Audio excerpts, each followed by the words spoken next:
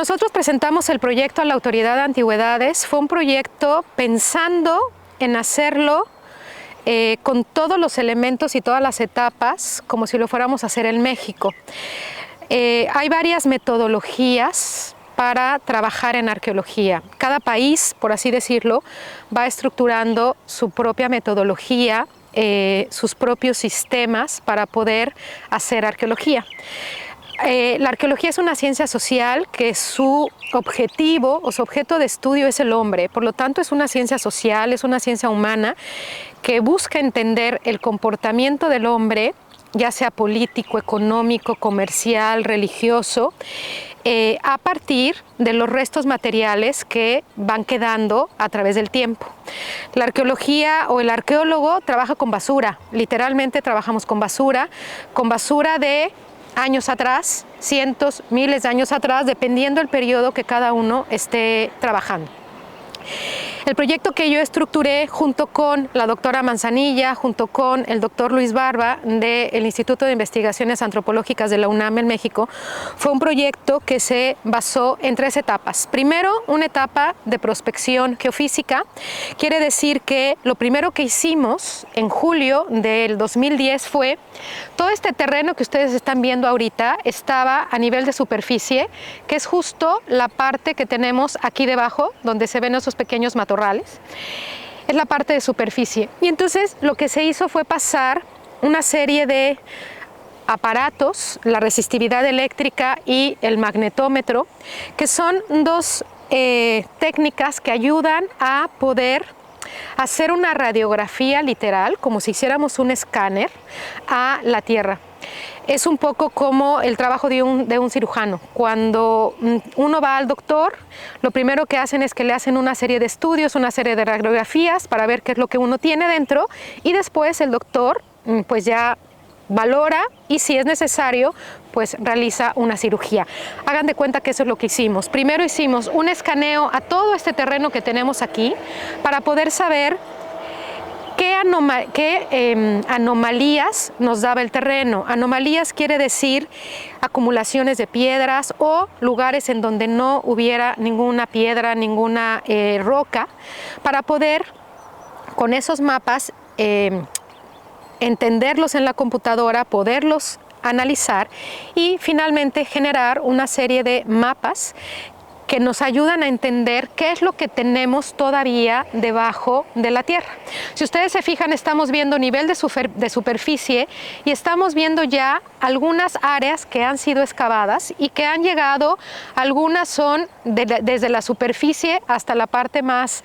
profunda, por así decirlo, son unos 2, 3, hasta 7 metros de profundidad en la zona de los baños de purificación ritual, 7 u 8 metros de profundidad, desde superficie hasta profundidad.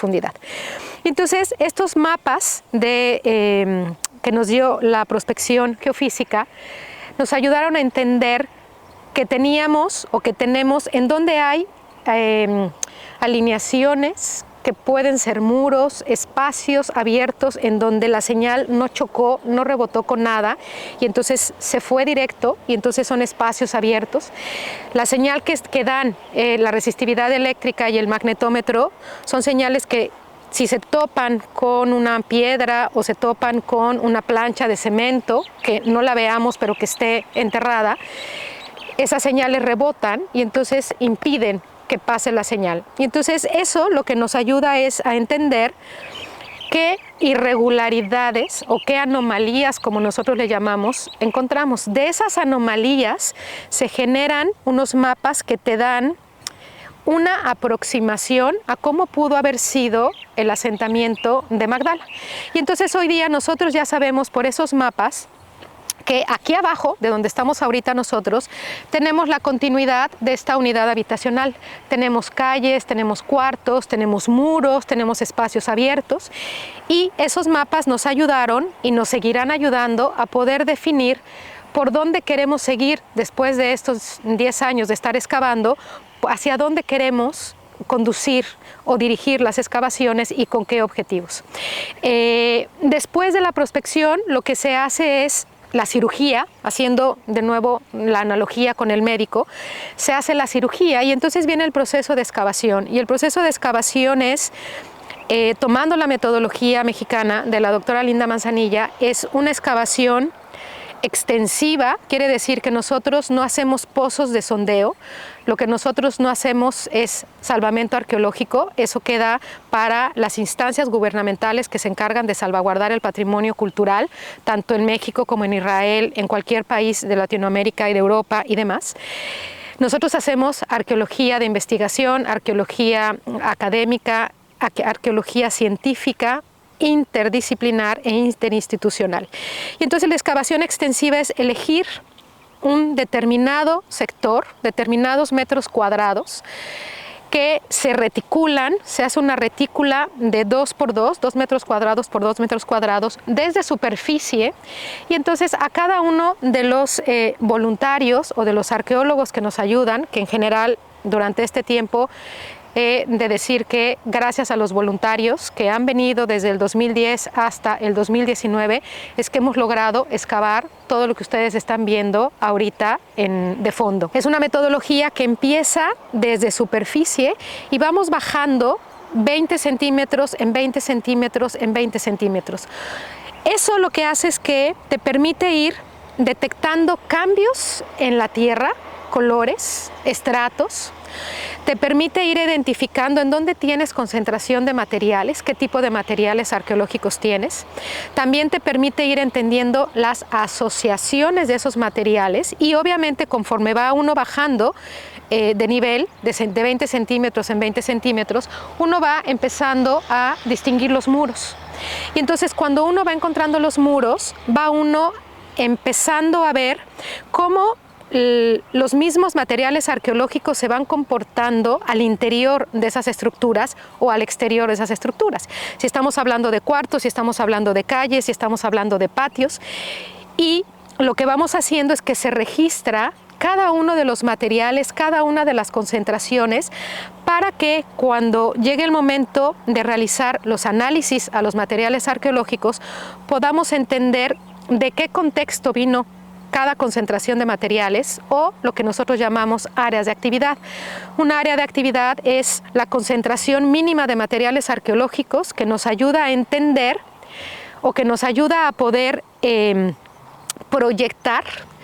qué actividad se pudo haber realizado en un contexto determinado. Nosotros trabajamos con las últimas actividades que se realizaron en determinados contextos y con esos objetos vamos entendiendo, vamos integrando y finalmente vamos interpretando las actividades que se pudieron haber realizado. Pero también el programa que nosotros presentamos, o el proyecto que nosotros presentamos, además de la prospección geofísica, la excavación sistemática, la excavación extensiva, con estas retículas de 2 por 2, el ir registrando de manera tridimensional cada uno de estos objetos, la tercera etapa es el análisis de los materiales. Y entonces analizar los materiales es analizar la cerámica, la piedra pulida, el metal, las monedas, el vidrio, los huesos y finalmente, una vez que tenemos el análisis de todos los materiales, ponerlos en conjunto. Y entonces, por ejemplo, decir, a ver, en el cuarto 3 de la unidad habitacional nos encontramos piedras de molienda, nos encontramos manos para moler, nos encontramos vasijas para almacenar y entonces entre los análisis de los materiales y en el análisis propio que se hace a la tierra que ha quedado en las vasijas de cerámica, a la tierra que ha quedado en los poros de las piedras de molienda, a la tierra que ha quedado en los objetos de vidrio. Toda esa tierra se separa, se guarda en unas bolsas y las fuimos mandando a través de la Embajada de Israel, de México aquí en Israel, como valija diplomática y mandamos, cada temporada mandamos fácil unos 15 kilos de tierra en distintas bolsitas, que son todas las muestras muy bien identificadas, y fueron a dar a México, a los laboratorios del Instituto Nacional, el Instituto de Investigaciones Antropológicas de la UNAM. Y ahí el equipo de Luis Barba, el equipo de Emily McClune realizaron todos estos análisis, análisis de química y análisis de botánica, macro y microrestos, para podernos ayudar a ver a través del microscopio lo que el arqueólogo a simple vista no ve. Porque yo puedo ver que tengo fragmentos de cerámica, o que tengo una olla, o tengo un vidrio, o tengo metal, pero yo no veo, aunque sí vea la tierra que hay al interior de un objeto de vidrio, no veo a microscopio lo que hay. Y por lo tanto, en estos laboratorios lo que hicieron fue quitar toda la tierra y poder entender qué contuvo esa vasija de cerámica, o qué contuvo ese jarrita u objeto de vidrio, para poder ayudarnos a decir, miren, en este contexto se almacenaban granos, en este contexto se preparaban alimentos, porque en la tierra que se analizó del interior de esta vasija lo que tenemos son granos, o lo que tenemos es algún tipo de alimento. Y entonces la arqueología lo que hace es que, y es lo que hemos hecho aquí, es una arqueología interdisciplinar, que el arqueólogo solito no puede llegar a deducir y a interpretar si no tiene el apoyo de las ciencias auxiliares que vienen de la geografía, de la geología, de la biología, de la química, de la física, de la antropología, y entre todos vamos armando el rompecabezas de la historia. Termino ya nada más diciendo que de esta manera la arqueología se convierte en un puente de unión entre el pasado y el presente, pero también un puente de unión entre la arqueología y otras disciplinas, que permiten integrarse, entenderse, apoyarse, para poder entender e interpretar y reconstruir finalmente la historia, en este caso del contexto de Magdala. La arqueología, para poder reconstruir la historia, destruye el contexto ciertamente, porque lo que hace el arqueólogo cuando excava es que va destruyendo un contexto para poder encontrar las pistas que le van a ayudar después a reconstruir. Y entonces podemos hacer una analogía entre lo que es una cirugía y lo que es, por ejemplo, el trabajo de un detective. El cirujano lo que necesita primero es entender cuál es el padecimiento de la persona, hace una serie de radiografías, de exámenes, de análisis, para después realizar una cirugía y dar los medicamentos adecuados. El detective lo que hace es que va buscando las pistas, tiene un caso que resolver, va buscando las pistas, las va uniendo, las va integrando, y al final de cuentas resuelve un caso. El arqueólogo lo que hace es que más o menos como que une al médico con el detective.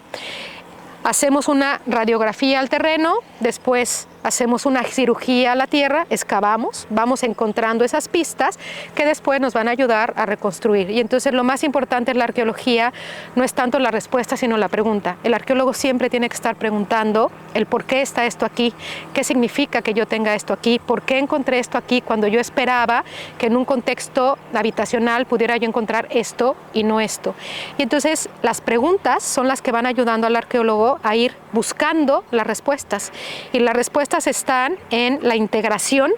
de todos los materiales en un contexto y de todas las disciplinas que nos ayudan a entender qué es lo que sucedió en determinado lugar, en determinado momento. Y eso es lo que hemos hecho en estas 3 hectáreas que tenemos de terreno,